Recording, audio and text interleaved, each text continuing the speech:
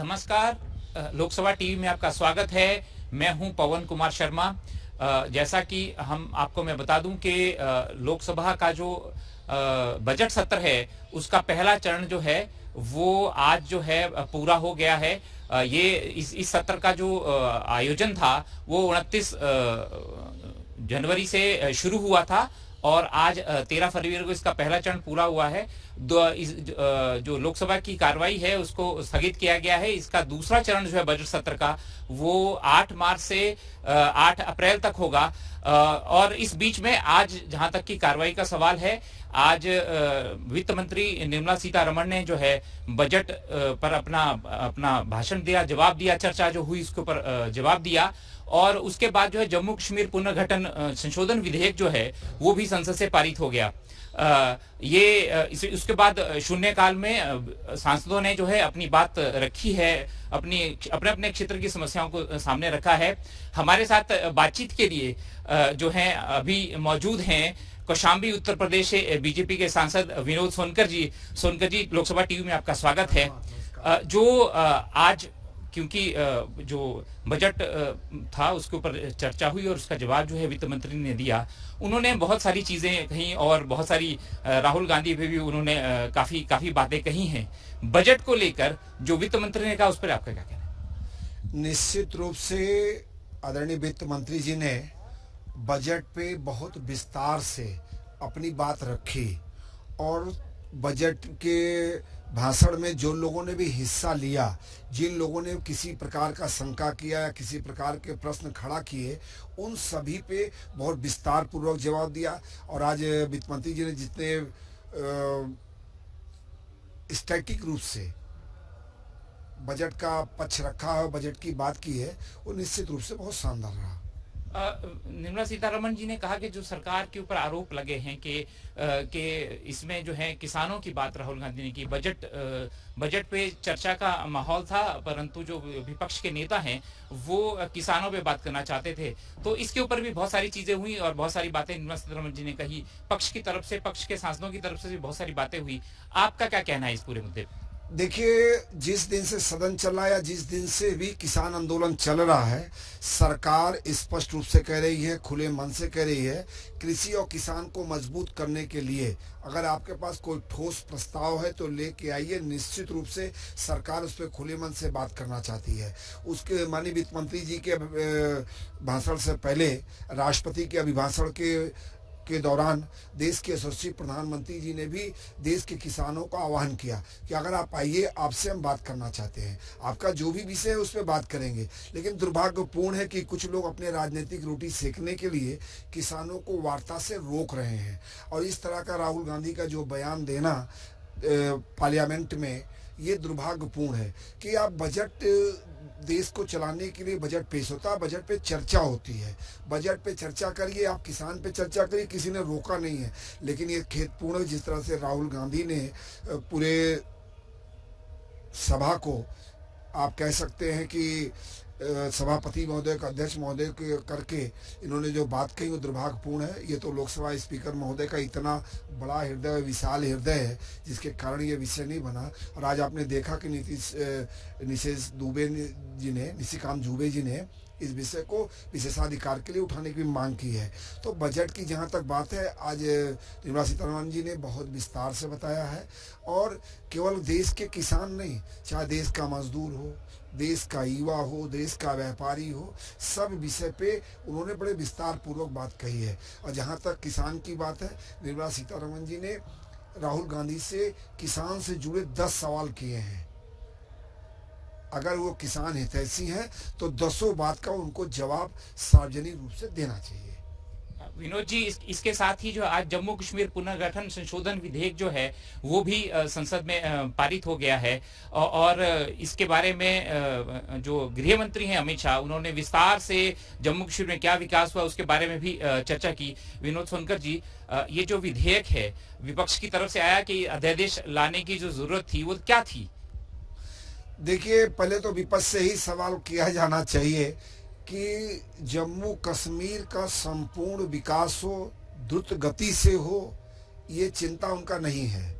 उनकी चिंता अध्यादेश है। जिस भी काम से जम्मू कश्मीर और लद्दाख का दुर्गति से विकास हो सके, वो चिंता सरकार की है। और बिना अधिकारी के अब विकास नहीं कर सकते।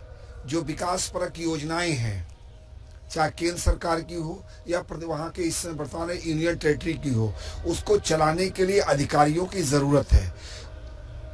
क्योंकि ये लोग लंबे समय से व्यक्ति और परिवार से प्रदेश को चलाते रहे हैं। हमारी मंशा व्यक्ति से चलाने की नहीं है। हमारी मंशा, हमारी नीति स्पष्ट है कि जम्मू कश्मीर और लद्दाख का तीव्र गति से विकास हो, उसके लिए अधिकारियों की ज़रूरत है और उसके लिए आज ये बिल लाया गया है। जी, बड़ी बात ये भी है, उनका कहना था कि जम्मू कश्मीर की जो परिस्थितियां हैं वो ऐसी हैं कि वहाँ का जो काडर है, मतलब लोकल जो अगर वहाँ का अफसर होगा तो वहाँ की जो जमीनी जो चीजें हैं वो अच्छे से समझ पाएगा। परंतु क्या ऐसा है, क्योंकि इसको जो उनकी जो अधिकारी हैं उनको अरुणाचल प्रदेश, मिजोरम और इस काडर में रखा गया है, क्योंकि वहाँ सरकार जो है, केंद्र सरकार जो है, पूरे देश में जैसे राज्यों में विकास हो रहा है वैसा ही जम्मू कश्मीर में भी विकास होने की बात है। उसमें आपको क्या लगता है कि ऑल इंडिया कैडर के अफसर अगर वहां पहुंचेंगे तो परिवर्तन आएगा? सर देखिए, जम्मू कश्मीर में कोई नई बात नहीं की गई है। जैसे पूरे देश में लागू है, वही सेम चीज जम्मू कश्मीर में लागू किया गया है। जो विपक्ष इस प्रकार का दुष्प्रचार कर रहा है कि वहाँ लोकल कैडर की उपेक्षा होगी, ये निराधार है, ये केवल राजनीतिक बात है। देश के अन्य प्रदेशों में जो व्यवस्था, जो नियम लागू है वो जम्मू कश्मीर में भी लागू हो, उसको लेके ये कानून लाया गया है। निश्चित रूप से इस कानून को लागू होने से पूरे देश का कैडर जम्मू कश्मीर जाएगा और जम्मू और कश्मीर के जो युवा अधिकारी हैं वो पूरे देश में जाएंगे। ये व्यवस्था 370 के कारण लागू नहीं हो पा रही थी। जम्मू कश्मीर के लिए के लोगों का देश पूरा है और पूरे देश के लोगों का जम्मू कश्मीर है, इसलिए ये एक सामान्य व्यवस्था है जो 370 और 35A के लागू होने के कारण जम्मू कश्मीर में लागू नहीं हो पा रही थी, जिसके कारण इस बिल को लाना पड़ा। सोनकर जी, जैसा हमने देखा कि ये जो बजट सत्र का पहला चरण था, इसमें पहला हफ्ता जो लोकसभा में बिल्कुल वो चर्चा ही नहीं हो पाई, बल्कि राज्यसभा में अच्छी चर्चा हुई और उसमें बहुत सारी चीजें एडवांस में होती गई। आपका क्या कहना है कि क्या विपक्ष का जो है राज्यसभा में अलग स्टैंड है और लोकसभा में अलग स्टैंड है, ऐसा है क्या? निश्चित रूप से विपक्ष का ये दोहरा चरित्र एक बार फिर उजागर हुआ। एक ही पार्टी एक ही मुद्दे पे दो सदन में दो तरह का व्यवहार करे तो इस पे स्पष्ट हो जाता है कि इनके दोहरे चरित्र का, और ये कोई पहली बार नहीं है। विपक्ष विशेष करके कांग्रेस के लोग दोहरा चरित्र है। बात तो करेंगे लोकतंत्र की और काम करेंगे परिवार के लिए, तो ये भी दोहरा चरित्र है। तो ये जो सत्र रहा, जो एक सप्ताह पूरा खराब हुआ, निश्चित रूप से दुर्भाग्यपूर्ण है। ये देश का सबसे बड़ी पंचायत है। दुनिया की सभी समस्याएं, देश की सभी समस्याओं का समाधान यहीं से निकला है और संवाद के जरिए निकला है। लेकिन विपक्ष अपने राजनीतिक लाभ के लिए, किसानों में भ्रम फैलाने के लिए इस संवाद को एक हफ्ते तक बाधित रखा। ये दुर्भाग्यपूर्ण भी है और देश की जनता बहुत नज़दीक से इसको देख रही है, क्योंकि ये लोकसभा जब चलती है तो बहुत पैसा खर्च होता है और देश के टैक्स पेयर का पैसा है। उस देश के टैक्स पेयर का जो पैसा बर्बाद हुआ है, निश्चित रूप से ये इसका जवाब और हिसाब कांग्रेस के साथियों को देश में देना पड़ेगा। विनोद सोनकर जी, किसान जो हैं, प्रधानमंत्री जी की तरफ से आश्वासन दिया गया है, कृषि मंत्री बार बार बातचीत की बात करें, अभी भी जो किसान है वो आंदोलनरत है। इसका भविष्य आप कैसा देखते हैं? ये जो चीजें माहौल बना है।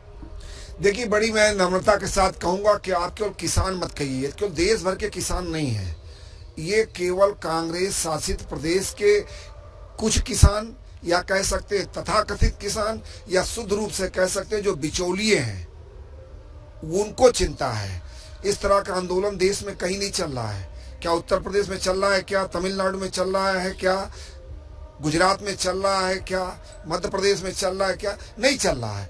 ये केवल 2014, 2017, 2019 में जिन राजनीतिक दलों को देश की जनता ने नकार दिया है, देश के किसान ने नकार दिया है, देश के नौजवान ने नकार दिया, वो लोग अपने राजनीतिक फायदे के लिए केवल कुछ तथाकथित किसानों का उपयोग करके इस तरह का भ्रम फैला रहे हैं और विशेषकर उन प्रदेशों में भ्रम फैलाने में सफल हो रहे हैं जहां इनकी सरकारें हैं।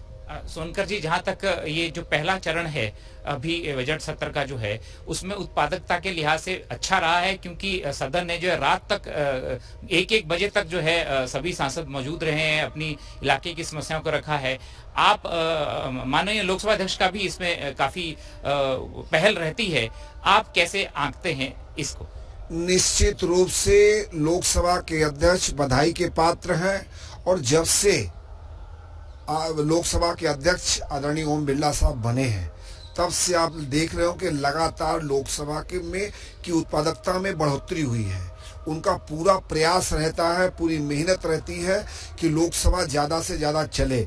ये देख के बड़ा हर्ष होता है कि चाहे रात के 12 बजे तक सदन चले, चाहे 1 बजे तक, लेकिन स्वयं स्पीकर महोदय बैठ के इस सदन की कार्रवाई में हिस्सा लेना और सदन की कार्रवाई को संचालित करना, निश्चित रूप से वो बधाई के पात्र हैं। और आज उन्हीं के प्रयास से लोकसभा की उत्पादकता लगातार बढ़ रही है, आगे और भी नई कीर्तिमान स्थापित करेगी, ये पूरा आशा है।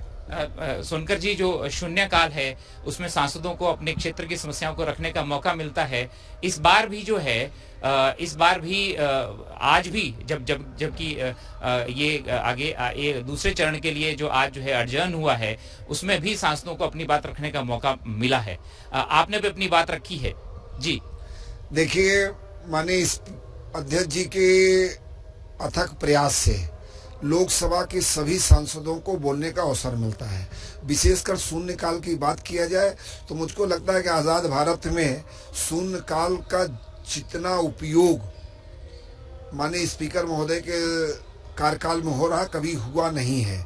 और शून्यकाल में आज मैं भी अपनी क्षेत्र की समस्या केंद्रीय विद्यालयों से लेकर उठाया। मेरे जैसे एक नहीं अनेक सांसद लोगों ने इसका उपयोग किया है और पिछले 2 दिनों से मैं देख रहा हूं कि कोई भी सदस्य नहीं बचता जो इस पे भाग न ले रहा हो। और ये सदन तब तक चलाई जाती है जब तक सभी सदस्य बोल न ले। जी, तो जैसे कि आपका बहुत बहुत शुक्रिया विनोद जी। तो जैसा कि सोनकर सर कह रहे थे कि शून्यकाल में इस बार बहुत सारे सांसदों को अपनी बात रखने का मौका मिला है। और इस बार का क्योंकि पहला चरण जो है बजट सत्र का वो जो पूरा हुआ है, और उसकी जो उत्पादकता है, भले ही वो पहले हफ्ते में डिस्टर्ब रहा हो, पर दूसरे हफ्ते में उत्पादकता उसकी अच्छी रही है।